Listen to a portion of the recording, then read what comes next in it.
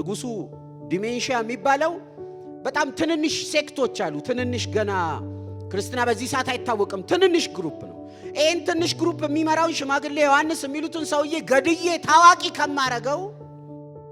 ከማረገው እሱን በአደባባይ ሰቅዬ ታዋቂ ከማረገው እሱን ቀልቼ እሱና ተከታዮችን ታዋቂ ከማረግ ፕሮሞት ከማረጋቸው ለምን በቁሙ እንዲበሰብስ አላረገውም ብሎ ሚላስ መቀመስ የሌለበት ሰው በቁሙ በስብሶ የሚያልቅበት ፈጥሞ ደሴት ነው የጣለው።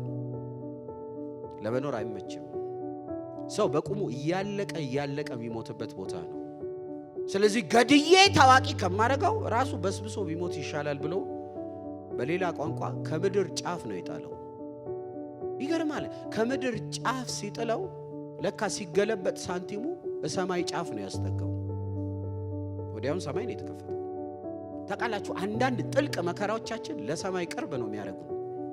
አንዳንድ አስጨናቂ ሞመንቶች የሰማይ ጎረቤት ነው የሚያደርጋችሁ። የሰማይ ጎረቤት the next door ብርክክ ስትሉ እንዴ ደርሻለሁ እንዴ ትላለህ።